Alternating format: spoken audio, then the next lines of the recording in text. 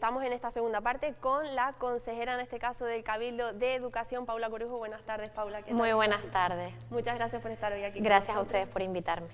Y con un contertulio habitual nuestro, pero que se vuelve a estrenar en este magazine del verano, Domingo Rivero. Buenas tardes, Domingo. Hola, buenas. Es que no quería dejarte solo ni en vacaciones. Yo te agradezco muchísimo que estés hoy aquí con nosotros también. Pues aquí estaremos hasta, bueno, hasta finalizar. Ya, sí, bueno. Hasta diciembre. Sí, en el magazine del verano hasta finalizar el mes de agosto y luego ya... Ya continuamos con todo. Carrerilla y para adelante. Para adelante, ¿no? Bueno, espero que este tiempito te haya servido para desconectar un poquito. Sí, la situación no está muy bien, pero bueno.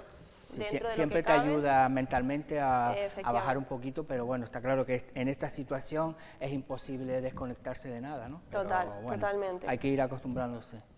Bueno, y como decíamos, acabamos de actualizar los datos, es verdad que no lo he comentado con ustedes, me gustaría comentar un poquito, es verdad que lo hemos dicho muchas veces, es algo a lo que tenemos que, bueno, al final ir acostumbrándonos, ¿no?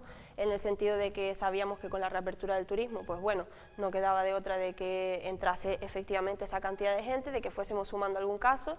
Sí que es verdad que quizás no esperábamos esa cantidad de casos locales, pero bueno, al final es la situación y creo que lo importante es que no hayan casos graves, ¿no? De momento. Claro, a ver, está claro que la situación, primero, lo que estábamos haciendo, en Lanzarote no estaba el virus, es decir, estaba claro que el virus no estaba. Se abrieron las puertas y entró el virus como iba a entrar. La única, por suerte, la única diferencia y la gran diferencia es que entre marzo y abril las personas que se diagnosticaban iban prácticamente directamente al hospital.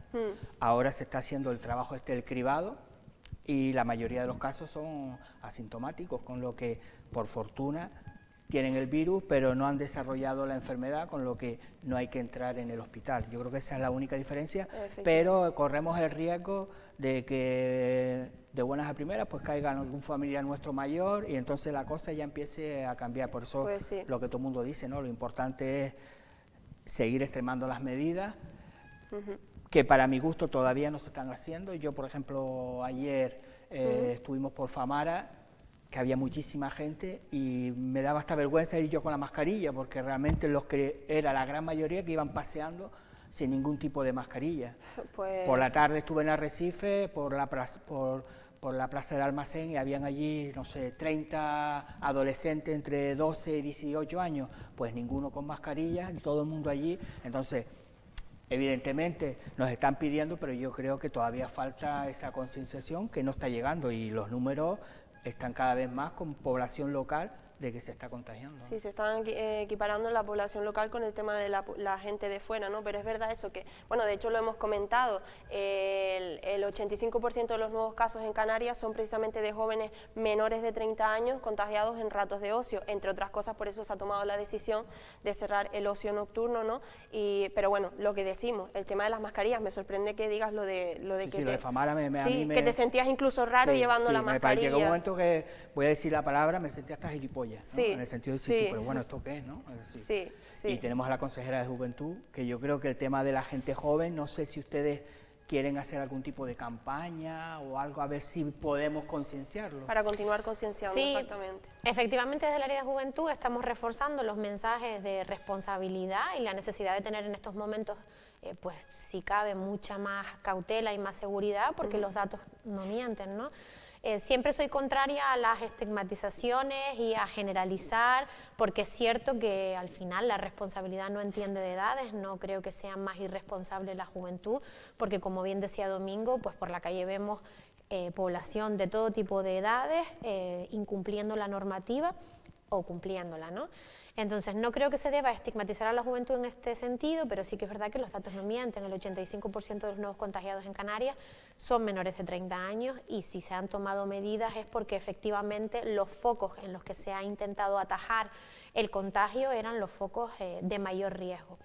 Yo creo que en este momento debemos ser más conscientes que nunca, a pesar de que lo que se comentaba, ¿no? De que el virus afortunadamente es pues más silencioso, con menos gravedad, está siendo menos agresivo. Eso implica un factor todavía más de peligrosidad porque no controlamos, ¿no? Al no tener síntomas no lo estamos identificando. Entonces es más necesario que nunca ahora mismo ser conscientes de que recuperaremos progresivamente la normalidad, pero que tenemos que ir dando no pasos atrás en cuanto a los objetivos conseguidos, pero sí en cuanto a las actividades que estábamos realizando ya con cierta normalidad o cierta libertad, porque no nos está funcionando. Yo comparto contigo que evidentemente teníamos claro que con la entrada de turismo la situación iba a cambiar, pero se están estableciendo todos los protocolos de detección y demás, y la población local, bueno, los datos son los que tú acabas de decir, hay un número importante de contagiados. Entonces hay algo que no estamos haciendo bien y que tenemos que empezar a hacer bien, de verdad,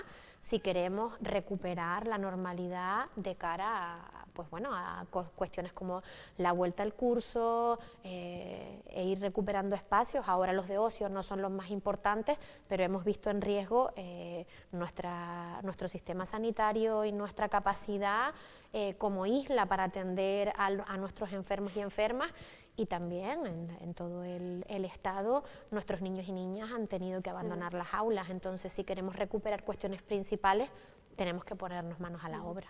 Está claro que hay muchísimos sectores que lo han pasado mal, que lo están pasando mal y que lo van a continuar pasando mal, porque es verdad que el tema del ocio nocturno, pues es verdad que muchos empresarios innegablemente pues se están viendo afectados, viven de eso y lo van a pasar muy mal. Y es cierto que hay locales que cumplían estrictamente la normativa, habían otros que no y que no deben culpa, ¿no? Pero en fin, como decimos, ahora hay ciertas prioridades y tenemos, bueno, que intentar salir, ¿no? Como se puede. Sí, y perdona, con respecto a esto, me gustaría mandar un mensaje no solamente con respecto al ocio nocturno público o en la calle, sino que también tenemos que tomar medidas en el ocio privado que hacemos todos y cada uno de nosotros en casa, con familiares mayores, con familiares que están viniéndonos a visitar desde fuera, etcétera.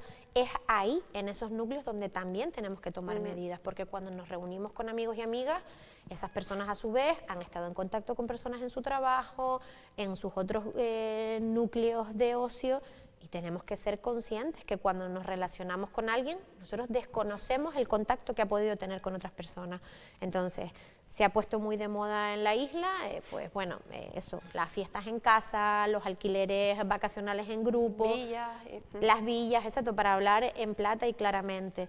Y es ahí también donde tenemos que tomar medidas en todas y cada una de las actividades que practicamos. Totalmente de acuerdo, y además recordar también lo de las reuniones familiares, que detrás del ocio nocturno también el tema de las reuniones familiares se ha visto que es un gran foco de contagio, ¿no?, en Canarias. Entonces también hay que tener mucho cuidado y por otro lado ser conscientes de que aunque seas una persona sin patologías previas y que aparentemente en un principio creas que no te puede afectar el virus, que sí puede afectarte porque se ha visto casos de gente joven que el virus los ha tumbado, posteriormente sí que puedes contagiar a gente de tu alrededor que efectivamente puede afectarle de mayor gravedad, digamos, este virus. De todos modos, Paula, no sé hasta qué punto esta, digamos, esta subida, ¿no?, este repunte de casos en la isla de Lanzarote ha afectado a los planes previstos que tenían desde la Consejería de Educación. No sé si han tenido que anular determinados planes o continúan según lo previsto. Bueno, o sea, para ser completamente honesta, nosotros desde que ha comenzado esta nueva normalidad, por denominarlo de alguna forma,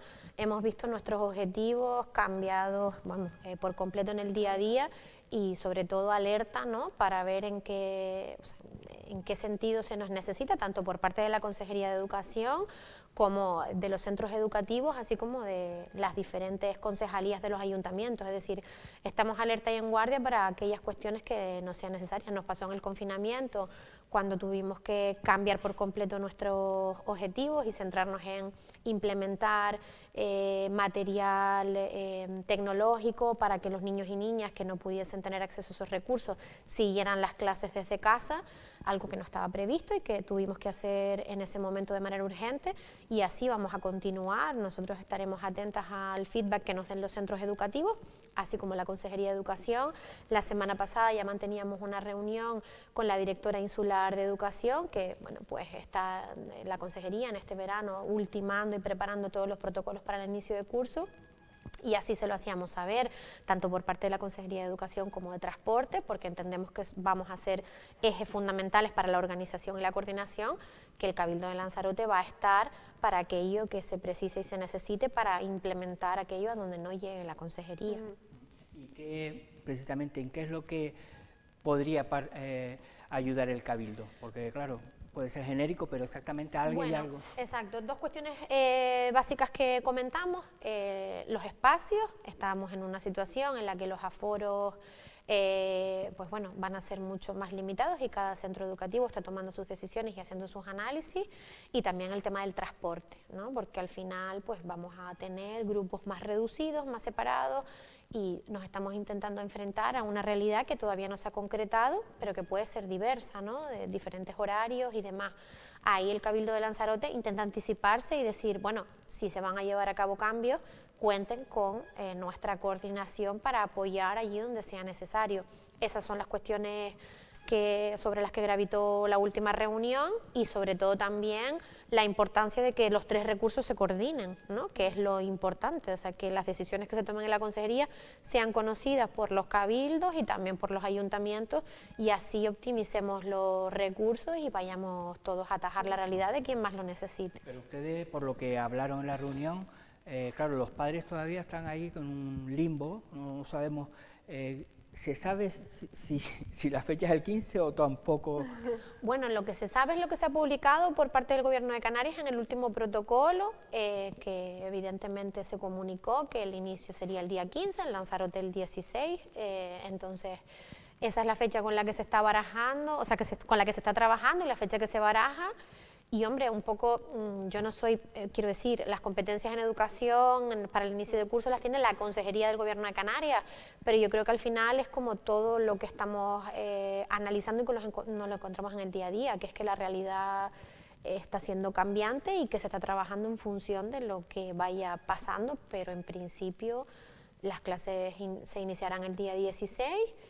Y... Sí, que es un poco a la expectativa y con incertidumbre como en cualquier otro sector de cómo irá avanzando, evolucionando todo esto, en este caso en la isla de Lanzarote. De todos modos, entrevistamos nosotros hace unos días a la consejera de Educación del Gobierno de Canarias, a Manuela Armas, y nos comentaba, bueno, nos explicaba un poco, ¿no?, de qué iba el protocolo que se ha establecido para la reapertura de los colegios en el curso que viene. No sé si cree que los colegios de Lanzarote están preparados para ese nuevo protocolo, entre otras cosas, pues de dividir aulas, de 2 horarios de mañana y de tarde, porque es verdad que hay algunos alcaldes que nos han dicho que van a tener problemas con el tema del aforo, ¿no?, de lugares. No sé si esto se ha trasladado, digamos, esta incertidumbre, ¿no?, de los diferentes municipios se ha trasladado al Cabildo, y si cree que los colegios están preparados.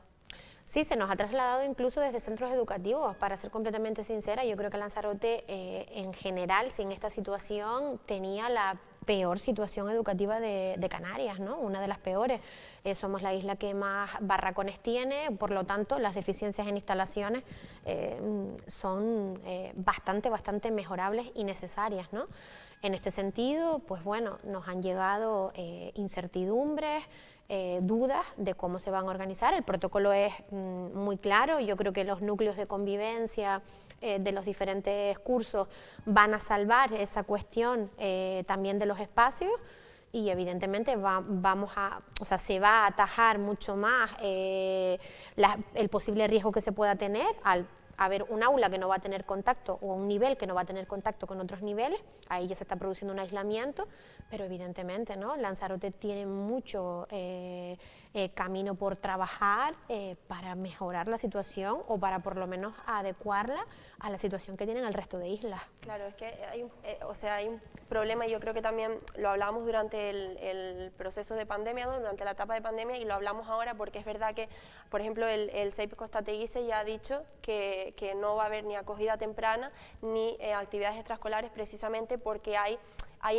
mucha incertidumbre con el tema del protocolo y que no están seguros de poder hacerlo tal y como indican, ¿no? Entonces, es como que creo que también va a crear un problema de conciliación familiar, porque, por ejemplo, el tema de la acogida temprana y también las actividades conlleva muchas veces a que los padres, bueno, pues puedan conciliar niños con trabajo y demás. Entonces, creo que se puede crear ahí, ¿no?, un problema. Evidentemente, y no solamente con la cuestión de la acogida temprana, sino vamos a ver que nuestra realidad del día a día ya cambió radicalmente y probablemente vaya a cambiar. Yo en este sentido, en realidad las competencias le pertenecen al Gobierno de Canarias, pero bueno, espero y deseo que tanto las AMPA, no solamente la de Costa Teguise, sino la del resto de centros educativos, pues logren establecer un diálogo y tener más seguridad en este sentido para que las cuestiones se normalicen.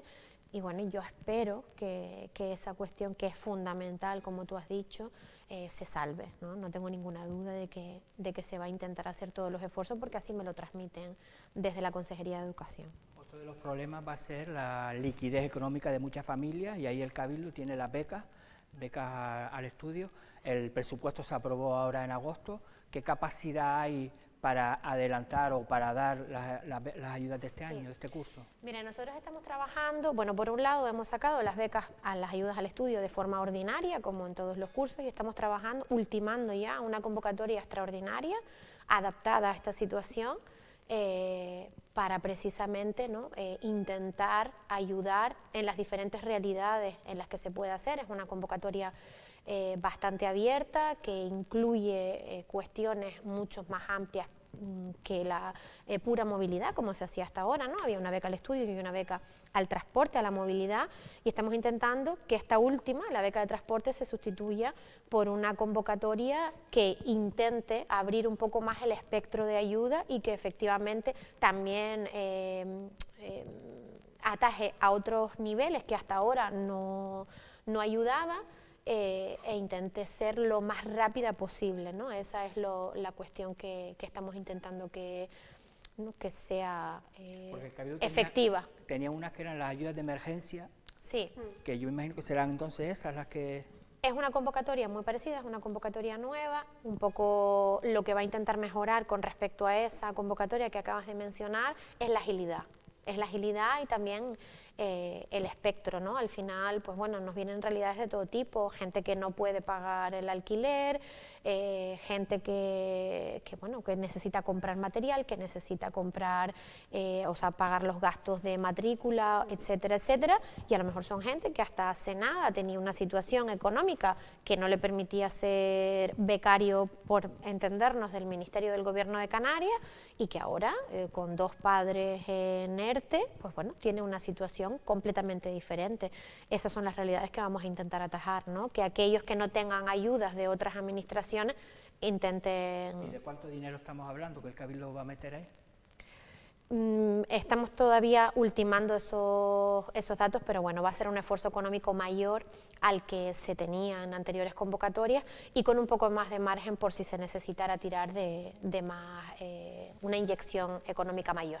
Y al hilo de las ayudas, en la etapa de confinamiento, no sé si entra dentro de las ayudas de emergencia que comenta Domingo, para el tema de la brecha digital, ustedes pusieron también ciertas ayudas para paliar, ¿no?, esta desigualdad que podría ocasionar esa situación. No sé si, ojalá no sea así, ¿no?, pero si el próximo curso, pues por lo que sea, se diese la misma situación en la que tuviesen que pasar a dar clases de manera online, de manera digital, volverían otra vez a aportar estas ayudas. Sí, sin duda. Nosotros hemos, pues desde el mes de marzo hasta final de curso, hasta finales de junio, más de 300 familias han tenido la ayuda del Cabildo de Lanzarote, con soporte electrónico, con tablet o únicamente con acceso a internet. Nos hemos preocupado de saber qué situación tenía cada familia, y a más de 300 familias se les ha ofrecido esa ayuda, que ha terminado a finales de junio, que se están devolviendo ya y cuyo material pues será destinado a al mismo objetivo si fuese necesario. Yo entiendo que algunas realidades algunas familias lo van a volver a necesitar. De no ser así, pues bueno, ya hemos estimado otros fines para ese material, para que igualmente pues siga estando a disposición de quien más necesite hacer uso de él. Y como bien comentó antes, se reunieron hace muy poquito la Concejalía de Juventud y de Educación con la Directora Insular de Educación para precisamente, entre otras cosas, organizar o ver cómo va a ser el regreso a las aulas de bachillerato. ¿Qué conclusiones sacaron de esa reunión? Lo que intentamos dilucidar es lo que comentábamos antes, ¿no? Al final, pues los dos ejes que están, ¿no?, con más problemática en la isla es el de los espacios por la situación de los centros educativos, una situación completamente sobrevenida. Hay centros que tienen muchísima holgura, son muy pocos, la verdad, para albergar la nueva normativa, y luego hay centros que verdaderamente van a necesitar, ¿no?, de más ayuda o de otros protocolos. Y por otro lado, el tema del transporte es lo que estábamos intentando, ¿no?, que se intentara cubrir y coordinar, porque sabes que bachillerato en este sentido no tiene transporte cubierto por parte de la Consejería de Educación. Por ese motivo estábamos intentando coordinarlo. Porque básicamente se van a necesitar más guaguas, ¿no? Efectivamente. Por eso, bueno, estaba la consejera de transporte, el consejero de movilidad, y lo que intentábamos era, pues, intentar sustituir ese servicio que no presta el Gobierno de Canarias, porque no está incluido, por parte del Cabildo de Lanzarote. Bueno, los ayuntamientos han dicho, determinados alcaldes con los que hemos hablado, que incluso han tenido que encargarse durante esta etapa, ¿no?, de competencias que incluso muchas veces no eran de ellos. No sé si esto se ha trasladado desde el Cabildo al Gobierno de Canarias. Sí, yo creo que ha pasado, ¿no?, con diferentes administraciones, y con el Cabildo de Lanzarote ha pasado igual, y así se ha transmitido, ¿no? Y bueno, pues yo creo que tenemos que tener muchísimo orgullo por cómo se han llevado las cosas por parte del Cabildo de Lanzarote. Vamos, no me canso de repetir, ¿no?, la encomiable labor que han llevado todos y cada uno de los consejeros y consejeras, pero especialmente, y creo que es justo decirlo, por parte de la presidenta del Cabildo y por parte del consejero de Bienestar Social, Marcos Vergás, así como por parte del consejero responsable del Consorcio de Seguridad de Emergencia, bueno, iba a decir Kiko, sí, exactamente, Aparicio, ¿no? Entonces, bueno, ha sido una labor que es muy complicado de relatar, que es un trabajo de 24 horas, constante, es para lo que se tiene que estar, pero creo que el Cabildo ha estado en primera línea y muchísimas veces adelantándose incluso a las medidas que se han adoptado en el resto de administraciones. Sí, que está claro que es una situación complicada en la que todos en alguna ocasión habremos hecho cosas que no nos tocaba, pero que es lo que ahora mismo hemos dicho muchas veces, ¿no?, de arrimar el hombro y todos a una. Es para lo que se tiene que estar, efectivamente, y en una situación de emergencia no se entiende, y además no toca preguntarse a quién le corresponde, ¿no? Lo que toca es estar y modificar todas aquellas cuestiones que haya que hacer, establecer nuevos objetivos y hacer esfuerzos por estar en lo fundamental. De todas formas, la gente joven también se preguntará, pero existe el COVID, pero ¿hay alguna otra posibilidad de hacer actividades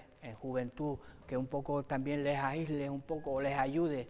Porque para ellos también está siendo un periodo bastante complicado, porque nosotros nos vemos desde la perspectiva de los adultos, pero los jóvenes también se sienten frustrados. No sé si el Cabildo tiene posibilidades de hacer ese tipo de una programación, por lo menos que no sea todo relacionado con el COVID. Nosotros lo que hemos intentado es adaptar la programación a la situación para evitar la presencia física, digamos, hasta el 1 de octubre, que es el acuerdo que se ha alcanzado insular y que a mí me parece el más sensato, y los datos lo demuestran, ¿no? Y que no puede ser de otra manera hasta que esta situación sea un poco más estable y vayamos recuperando otros espacios. Ojalá pudiésemos disfrutar de un ocio con mucho más contacto, que no sea tan, como bien decía antes, ¿no?, hay más aislado o con menos presencia, pero las circunstancias son las que son, y hemos intentado a través de diferentes iniciativas hacerlo desde otra perspectiva, como puede ser la online.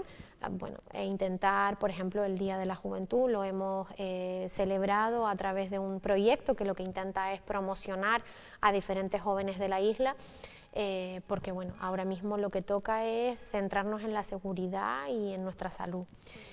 Por otro lado, para comentar lo que decías, por supuestísimo, además yo creo que nos debe preocupar no solamente las diferentes frustraciones o limitaciones que estamos sufriendo en el ocio, sino también las diferentes consecuencias que puede traer a una generación una situación como esta sin precedentes, ¿no? Y yo creo que en este caso la juventud preocupa y preocupa mucho, ¿no? Todas las dificultades o limitaciones o la falta de acceso que se pueda tener.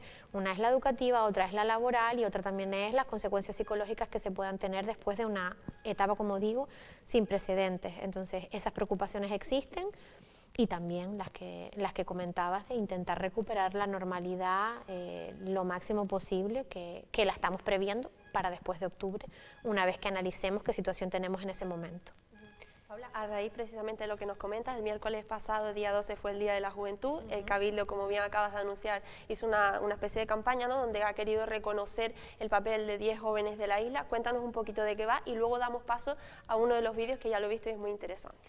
Bueno, pues hemos intentado, ¿no?, a través de la campaña que hemos llamado Generación Lanzarote, un poco intentando utilizar los ambos significados, generación en cuanto a estas edades que hemos intentado aglutinar en los vídeos, y también generación como sinónimo de producción que sale directamente de la isla, que es una producción de calidad, de mucho talento, de compromiso, de valores muy buenos, que hemos intentado pues mostrar a través de 10 perfiles de chicas y chicos de esta isla que se desarrollan en diferentes ámbitos, ¿no?, en el ámbito deportivo, en el ámbito cultural, etcétera. Entonces hemos intentado que la juventud conozca a estos valores, se enorgullezca de ellos, y también por otro lado que se nutra, ¿no?, de su bagaje y que se sienta, o sea, vea su ejemplo, se sienta identificado para ver que, bueno, pues que con cosas tan sencillas como las que ellos narran ahí se puede conseguir llegar a donde ellos quieran.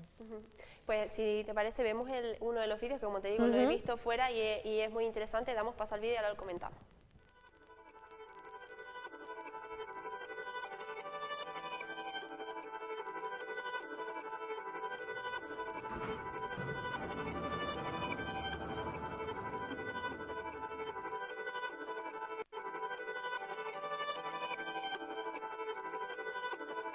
Mi nombre es Cintia Machín Morín, tengo 25 años y soy escultora. La escultura me aporta pues reflexión, me aporta vida y sobre todo me aporta pues estar un tiempo conmigo misma, y que a pesar de que la escultura sea muda, que la obra que tenga enfrente no sea capaz de hablarme, sí me transmita pues sus emociones y le dé yo tras mis manos pues lo que me está pidiendo. Lanzarote me ha aportado una base fundamental para mi obra, y es que tras su energía, tras los volcanes, tras sus piedras, me ha dado pues la energía suficiente para impulsarme y creer en mi propia obra de arte. Una anécdota que podría contar es tras mi última obra pública, donde pude hacer a Víctor Fernández Gopar, representarlo, con todas las consecuencias que con ello trabajaba, y es que no tenía ninguna documentación gráfica. Y tras escuchar sus coplas, cantarlas incluso en el grupo musical en el que yo estaba, la Parranda Janubio, tuve la oportunidad de representarlo. Y pues un sueño que yo tenía desde niña de cantar sus coplas, de soñar con su imagen, tuve la oportunidad no hace mucho de ponerle imagen e incluso representarlo como una primera obra de arte de Víctor Fernández Gopar. A esos jóvenes les diría que primero piensen qué les gusta verdaderamente, en qué se ven dentro de 5 años, de 10 y de 20, incluso si pueden imaginarse, y luchar por ese sueño, y luchar pues a través de la formación, de la práctica, de conocer a personas que puedan ser referentes para su trabajo. No es difícil, yo creo que es buscar tu sitio, y eso está indudablemente en cualquier parte del mundo. Y yo creo que es una ventaja ser de Lanzarote porque, en fin, qué mejor que tu isla, tu casa, para que te conozcan.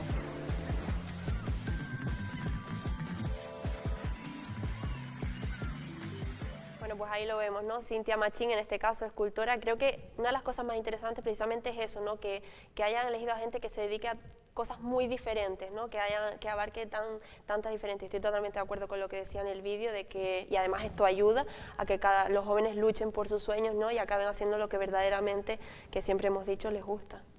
Sí, yo creo que bueno, lo que hemos intentado es elegir diferentes perfiles, sobre todo un poco para intentar eliminar esos estereotipos que hay, ¿no?, alrededor de la juventud, pero sobre todo alrededor del éxito, ¿no?, de qué es el éxito. Hay una idea que todos asociamos que es, el éxito es ser conocidos, que nos reconozcan las labores, ¿no?, que hacemos, que se nos diga que hemos hecho las cosas bien.